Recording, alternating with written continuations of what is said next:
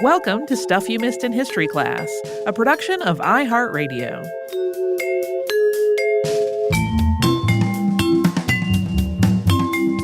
Hello and welcome to the podcast. I'm Tracy V. Wilson. And I'm Holly Fry. I've had the Dreyfus Affair on my to-do list for really quite a while. And it finally made its way up to the top after we mentioned it in our episode on Esperanto not that long ago. This incident comes up a lot as a really notable example of anti-Semitism in France around the turn of the 20th century, and it definitely is that. But it's also, that's one piece of a story that connects to a lot of other stuff, including the role of the media and the spread of articles and imagery that we would describe as viral today, and questions about like the relationship between individual liberties and national security. This is definitely not a zero-sum situation. None of that stuff takes away from the role of anti-Semitism in all of this, but it adds more layers to it. France had also been through a lot over the decades before this happened, and a lot of what France had gone through really fed into this scandal and the response from the French government and the military and the civilian population. And that is one of the reasons why this episode stretched into two parts. In this first part, we're going to contextualize all of this with a discussion of the Franco-Prussian War, which is also called the Franco-German War, and the founding of the French Third Republic. Then we'll move from there on to Alfred Dreyfus, which a lot of English speakers would say that Dreyfus, but he said it Dreyfus. And we will get into the accusation of treason that he faced in 1894. And then in the second part of this two-parter, we'll talk about his court-martial and his exile and how all of that blossomed into something that was just known as the affair, which divided French society and became international news. So as Tracy just noted, the Franco-Prussian War was one of the events that set the stage for the Dreyfus Affair, and it also directly and profoundly affected the Dreyfus family, and we'll get into that later in the episode. In 1870, Napoleon Louis, also known as Napoleon III, was Emperor of the French. He was the nephew of Napoleon Bonaparte, and in June of that year, Prussian Chancellor Otto von Bismarck convinced Prince Leopold of Hohenzollern-Sigmaringen to make a claim to the Spanish throne. At this point, Spain did not have a monarch. Queen Isabella II had been deposed in the Revolution of 1868. And Spanish military leader Juan Prim was acting as prime minister. He supported Leopold's claim to the throne, and France found this enormously threatening. Leopold was Prussian, and the House of Hohenzollern was the ruling house of Brandenburg, Prussia. So if Leopold became king of Spain, France was going to be basically sandwiched between two nations that could easily ally against it. French ambassador Vincent Benedetti successfully negotiated with Prussia to get Leopold to withdraw his claim. But he also demanded that Prussia never allow Leopold to be put forth as a claimant to the Spanish throne again. King Wilhelm of Prussia sent a telegram to Otto von Bismarck that outlined all of this.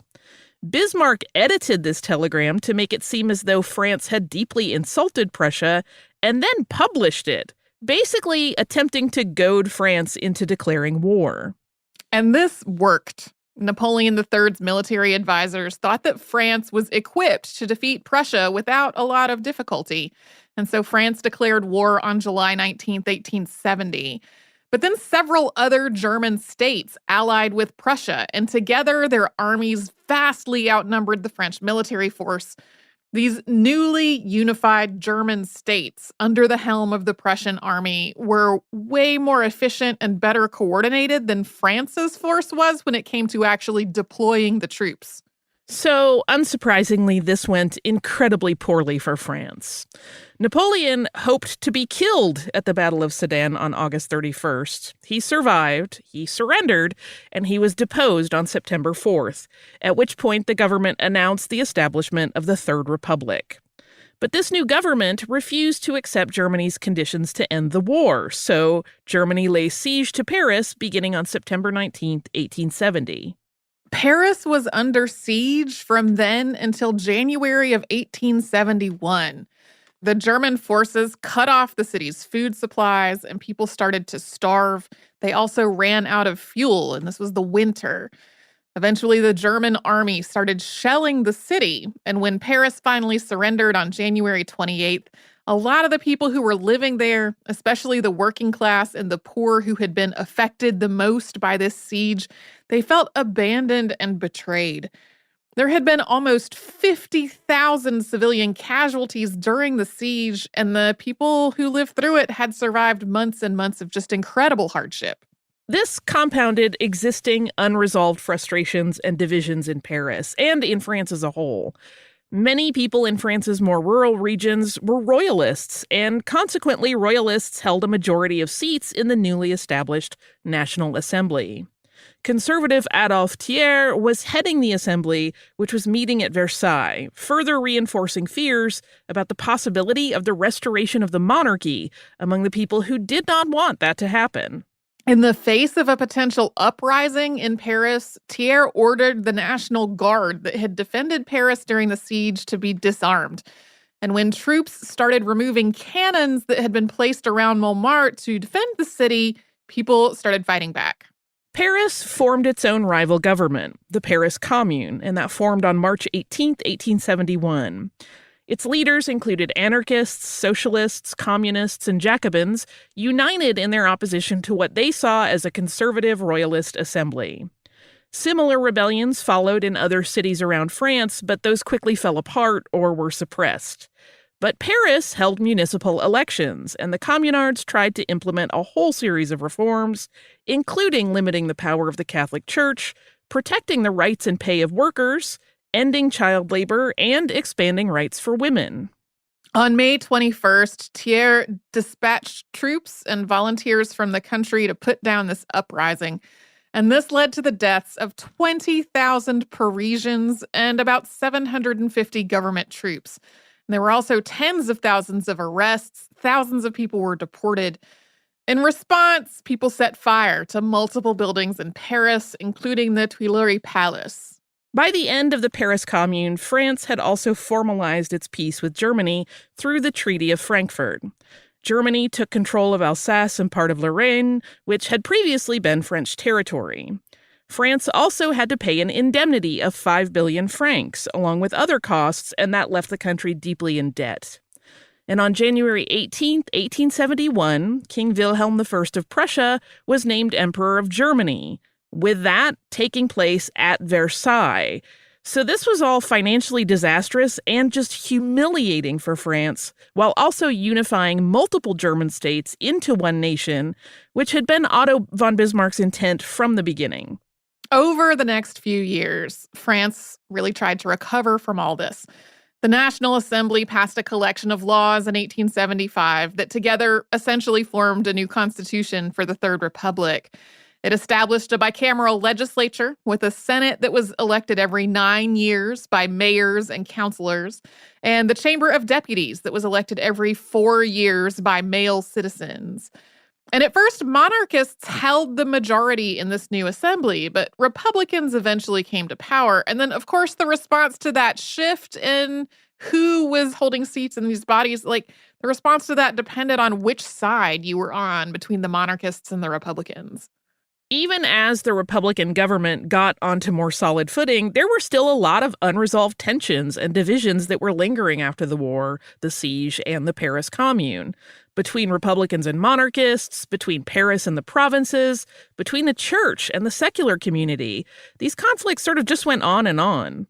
In the 1870s and 1880s, the French government passed a series of laws and reforms that were meant to try to unify the people of France and to repair some of the ongoing divisions that had both contributed to and grown out of all of this.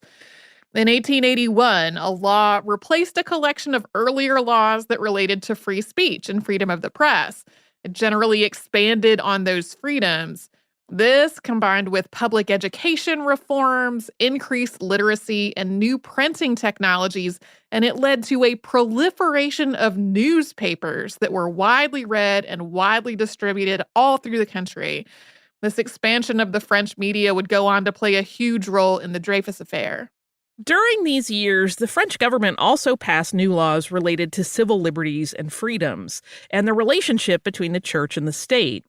Many of these new laws were anti-clerical in nature and reduced the power of the church. But at this point, the church and the state were still formally connected. France also extended its colonial empire into Africa and Asia. But while the government was trying to take some steps to try to stabilize things and recover from just a long period of strife and hardship, France also went through several scandals during the late 1880s and early 1890s.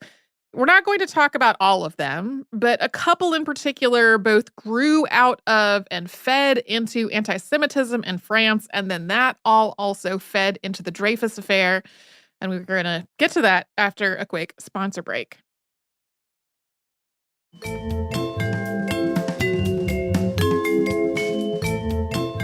Toward the end of the 19th century, a lot of different groups of people with different ideologies thought that France was in immediate peril, but often for totally contradictory reasons. Republicans feared a restoration of the monarchy. Monarchists feared a growing support for the Republican government. Catholics feared the erosion of the church's power and this rise of anti-clerical laws. People in the country feared the influence of Parisians in the Chamber of Deputies, but people in the cities feared the influence of rural interests in the French Senate. This, again, went on and on. Anti-Semitism both fed into and grew out of all of these fears and was connected to a number of major scandals and crises that unfolded during these decades. One involved General Georges Ernest Jean-Marie Boulanger, who served as Minister of War under Prime Minister René Goblet. Because of his military position, it was illegal for Boulanger to run for office, but he did it anyway. In some circles, he was imagined as sort of a potential successor to Napoleon, an authoritarian figure who might supplant the Republican government, restore the monarchy, take back Alsace and Lorraine from Germany, and make Germany pay for the Franco-Prussian War. People were so sure that he was the man to do this that he was nicknamed General Revanche, or General Revenge. Boulanger also grew in popularity thanks to some other scandals. One became known as the Decorations Scandal of 1887, and this was a scheme to trade honors for money, including basically selling ranks in the French Legion of Honor. One of the people who was involved in this scheme was Daniel Wilson, who was the son-in-law of President Jules Greve. When Greve was forced to resign because of his son-in-law's involvement in this, it sparked even more popular support for Boulanger. And I want to kind of just characterize this support a little bit. He had supporters among a surprisingly wide array of people of different viewpoints. People were voting for him in elections where he wasn't even on the ballot. And when the army transferred him out of Paris to try to just get him out of the way and cut him off from the support a little bit, people thronged the train station and physically blocked the train from leaving. And then when they finally cleared that away so that the train could go, they were chanting, "He will return," as he pulled away. It's intense. It is. In 1888, Boulanger was dismissed from the army because of his political activities. With nothing legally prohibiting him from seeking office, he ramped up his political ambitions even further. People either feared or hoped that he might attempt a coup, particularly after he was elected to the Chamber of Deputies in 1889. His supporters were disappointed when this imagined coup did not materialize, and after the chamber voted to strip him of his parliamentary immunity, he fled Paris. The Senate tried him for treason and convicted him in absentia, and he took his own life in 1891. There was a lot of overlap between the people who supported Boulanger because they imagined that he was going to restore France to greatness and anti-Semites.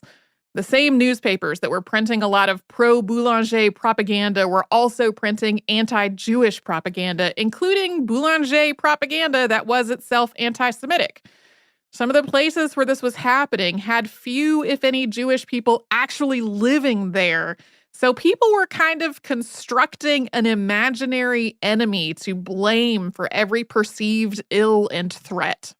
At minimum, Boulanger seems to have been willing to use this to his own advantage, and after his death, the movement that had risen to support him became more and more explicitly anti-Semitic. This all merged together into a mass of nationalism, anti-Semitism, authoritarianism, militarism, and revenge against Germany. And then there was the Panama Scandal of 1893, which came up very briefly in our previous episode on Gustave Eiffel.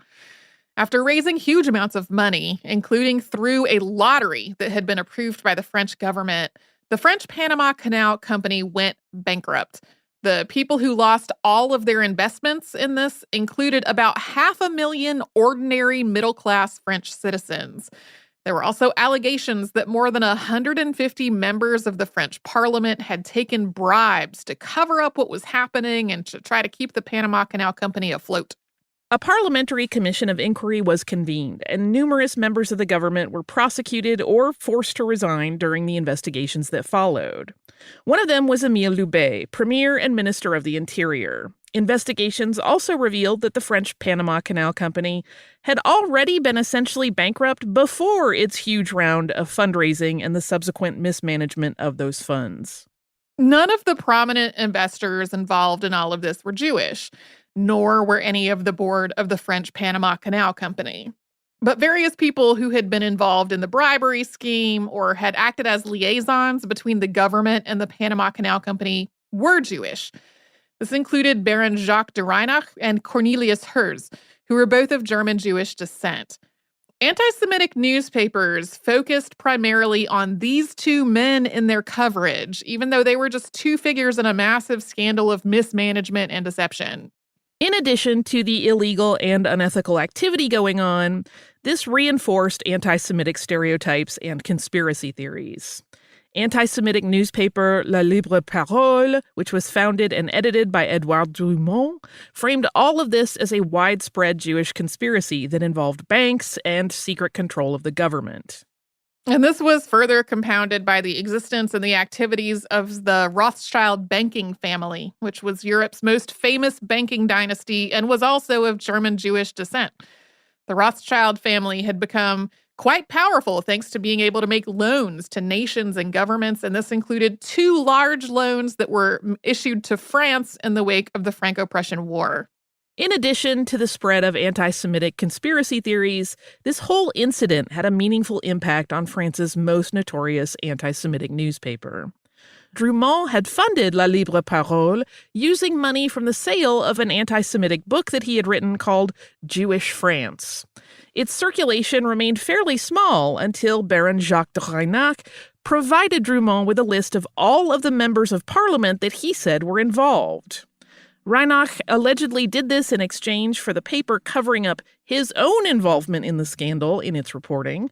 And thanks to its publication of this list, La Libre Parole saw a massive increase in its circulation and its influence. Today, historians often describe the French Third Republic as being relatively stable, but with some caveats. These 2 scandals are usually included in the caveats, along with the Dreyfus Affair that we're going to discuss.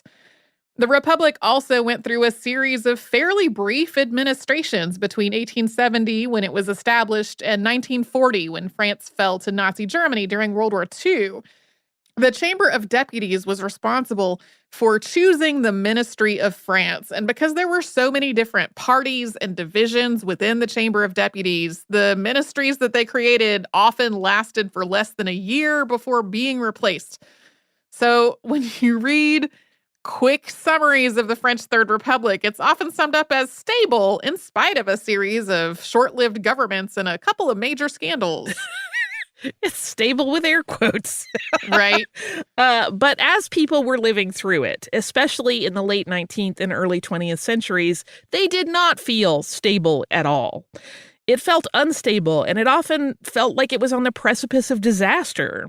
The general perception was that France had been deeply wronged during the Franco-Prussian War and needed not only its lost territory back, but also, as we've mentioned, revenge on Germany. And as we said earlier, people from all different political perspectives saw France as being in immediate, continual peril, with the media often hyping up that perceived peril through sensationalized and sometimes outright false reporting.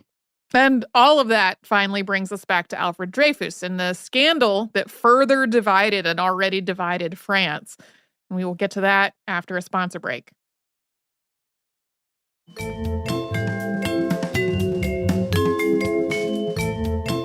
Alfred Dreyfus was born on October 9th, 1859 in Mulhouse, Alsace, which at the time was French territory. Although parts of Alsace had a lot of German influence, Mulhouse in particular was seen as like the most French of the cities. About 10% of the population of Mulhouse was also Jewish, including the Dreyfus family. Alfred's parents were Raphael and Jeanette Dreyfus. Raphael was a merchant, dealing in various types of trade before eventually focusing on fabrics and buying a mill. And Jeanette was a seamstress, and the family was very comfortable. The Dreyfus family had slowly built up their wealth over several generations, transforming themselves from a family of peddlers to a prosperous group of employers, landowners, and business owners. And they had also tried to assimilate with French society over the course of those generations. Raphael's generation had changed the spelling of the family's last name from Dreyfuss with a diaresis over the Y to Dreyfus without that accent mark. Raphael and Jeanette's first languages were a Judeo-Alsatian dialect and German, but they gave their children French names like Jacques, Henriette, and Léon, and they made sure that they all learned fluent French. Alfred was the youngest of 7 surviving siblings, and he and his older brother Mathieu were the first ones in the family to learn French as their first language. The Dreyfus family witnessed the Franco-Prussian War firsthand. German troops invaded Mulhouse, where they were living, conscripting vast amounts of supplies and threatening to sack the city if those demands were not met. The people of Mulhouse also secretly sent the same amount of goods and supplies to the French army, which is sort of a wonderful little detail in here. One of Alfred's older brothers also joined the Légion d'Alsace-Lorraine to fight against Germany during the war. When the Treaty of Frankfurt ended the war on May 21st, 1871, France ceded most of Alsace and part of Lorraine to Germany. And this included Mulhouse. And if the Dreyfus family continued living there, that would mean they would be considered German. But the Dreyfuses' loyalty was to France. They considered themselves French. At the same time, there were also some practical considerations involved. Their home and their business were in Mulhouse. The Dreyfus family was still trying to decide what to do when Germany passed a conscription law that was going to force Alfred and some of his older brothers to serve in the German military. That really settled the matter. The family decided to move to French territory, leaving Alfred's oldest brother Jacques, who was too old to be conscripted, to see to the family business. Alfred's mother also stayed behind at first because she was too ill to travel. It was not military service in general that the Dreyfus family objected to. It was the idea of serving in an army that they felt was their enemy, which they had seen defeat the nation that they considered to be their own. Alfred ultimately decided that he did want a career in the French military based on what he had witnessed during the Franco-Prussian War and because he wanted his former home returned to France. To that end, Alfred entered École Polytechnique in 1878, and he graduated in 1880. He decided to join the artillery, which required additional training and education. He was recommended for the École Supérieure de Guerre, which was a newly established school for officers, and he was described as being spirited with a lively intelligence and qualified to teach horsemanship. Dreyfus taught mathematics and drafting while continuing his education. And while he was in the middle of all that, he also met his future wife, Lucy Hadamard. They got married in April of 1890 with a civil wedding on the 18th and a Jewish ceremony on the 21st. Alfred's army rank meant that there was a minimum dowry required for his marriage to be approved, but Lucy's family was even more wealthy and prominent than the Dreyfus family was, so this was not a problem. Rabbi Zadok Khan, the chief rabbi of France, presided over their wedding. Alfred and Lucy would go on to have 2 children, Pierre Léon in 1891 and Jeanne in 1893. Dreyfus graduated from École Supérieure de Guerre in 1892. He ranked 9th out of 81 in his class, and that earned him a place in the French Army's general staff, which he joined in 1893. Thanks to his officer's supplement, which was meant to offset the cost of living in Paris and Lucy's income and his own inheritance after his father's death in 1893, Alfred Dreyfus and the rest of the family lived very comfortably. They had an Alsatian wet nurse to care for the children, and Alfred indulged in his love of fine chocolates and cigars, and he had his uniforms specially tailored. Alfred Dreyfus became the highest-ranking Jewish person in the French Army and the only Jew on staff at the French Army's general headquarters. And military reforms that had followed the Franco-Prussian War had really allowed this to happen. The military had become more of a meritocracy rather than an organization in which aristocrats automatically became officers regardless of their competence and performance. Not only in France, but also in other European countries, the army had also become an organization that was seen as a noble and patriotic pursuit, rather than the last resort for people who had nothing in their family background or any skills to distinguish themselves.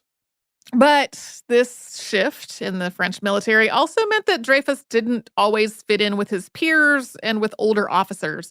Especially in his younger years, he was known to visit nightclubs and racetracks from time to time. And before he'd met Lucy, he had relationships with various women. He does seem to have been intensely devoted to her after he met her. But the culture among many of the other officers was more one of excessive drinking and debauchery and gambling, and none of that was really Dreyfus's thing. He could also be fairly aloof, and he was ambitious in his military career, which came off to people as being arrogant. His family wealth made him the target of envy as well. During his education, he had worked really hard in pretty austere circumstances, as did his classmates. But a lot of them were just barely starting to make ends meet on their military salaries at this point in their career, while Dreyfus had finished his education with financial comfort already waiting for him. In September of 1894, the French Army's counterintelligence unit, which was known as the Statistics Section, retrieved a torn-up document from the wastebasket of Lieutenant Colonel Maximilian von Schwarzkoppen, the German military attaché. The Statistics Section was employing a cleaning woman who routinely delivered wastebasket contents for analysis. This document is known as the Bordereau, and it referenced secret documents that someone in France was offering to sell to Germany. It's not totally clear whether this document actually passed through Schwarzkoppen's hands. There's been some discussion about whether it was planted in the wastebasket already torn up as part of an anti-Semitic plot to try to implicate Dreyfus and get him forced out of the army as a result. To be absolutely clear from the outset, Alfred Dreyfus had nothing to do with this document, and he had not tried to sell French secrets to Germany. He also had no motive at all for doing so. As we already discussed, his family had moved rather than becoming German citizens after the Franco-Prussian War, and his entire motivation for joining the military had been his French patriotism and his hope of Alsace being returned to France. Also, because he and his wife were both from affluent families, he didn't have the kind of debts or financial strains that might make a person desperate for money. But based on the information contained in the Bordereau, it seemed like it must have come from someone on the general staff. And because he still had family in Mulhouse and he visited them regularly, that raised suspicions. Dreyfus's Alsatian wet nurse also spoke German and had German visitors. Again, the army saw this as suspicious. Rumors spread that Dreyfus was spending huge amounts of money on women and gambling. This was compounded by the fact that he'd briefly had a relationship with a woman while he was still a lieutenant a few years before. He apparently had not known that woman was married, and he had ended the relationship after her father told him that she was already married and actually had 2 small children. Later on, she had been murdered by another man she was seeing, and Dreyfus, along with several other men that she had previously been involved with, had all been called to testify at her murderer's trial. So this was just another tick against Dreyfus in this investigation. All that said, though, the statistics section's evidence against Dreyfus was incredibly thin. A graphologist compared his handwriting to the Bordereau and found that the two were not similar. but the graphologist claimed that this dissimilarity was evidence that Dreyfus had created this document. The graphologist described this as a self-forgery. In other words, the big piece of evidence that was supposedly connecting Dreyfus to this document was the fact that it did not look like it was in his handwriting. He concocted a whole other handwriting to cover his tracks.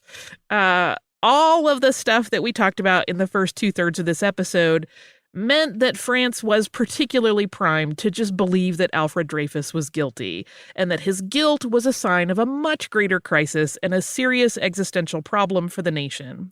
He was Jewish. He was also from Alsace, and even though in his mind that led directly to his love of France and his desire to serve in the French army, to other people, that meant that he was really German and loyal not to France, but to France's enemy, which had not only humiliated and devastated the French during the Franco-Prussian War, but had also stripped France of Alsace and Lorraine. And he was accused of selling military secrets to that enemy. Pretty much everyone who saw France as under threat in some way saw Dreyfus as emblematic of that threat, whichever direction they saw the threat as coming from. Alfred Dreyfus fell under suspicion for selling French military secrets to Germany on October 6, 1894. And we will get into his court-martial and what followed it in our next episode. Bum, bum, bum. Cliffhanger. Yeah. When I started on this, I wasn't expecting it to be 2 parts. And then as it became 2 parts, I was like, this is a place to have to end it. But like, this is where it's going to have to break. While we wait on tenterhooks for that next installment, do you also have listener mail? I do. This is from Cassandra, or maybe Cassandra. It is about our recent episode on Lola Montez. Is one of several notes we got along the same topic.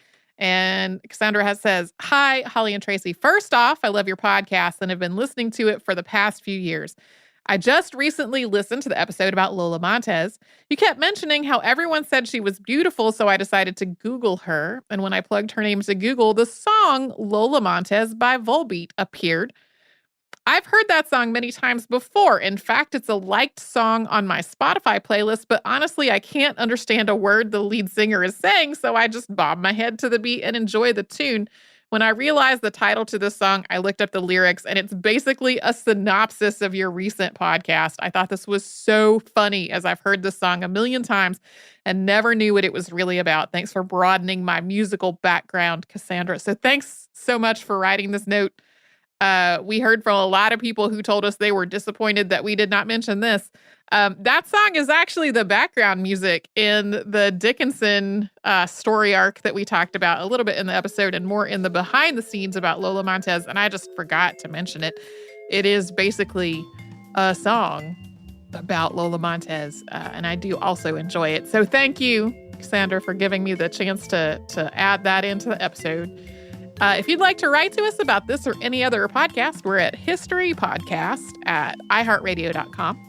And then we're all over social media at Missed in History. That's where you'll find our Facebook, Twitter, Pinterest, and Instagram. And you can subscribe to our show in the iHeartRadio app and Apple Podcasts and anywhere else you get your favorite shows.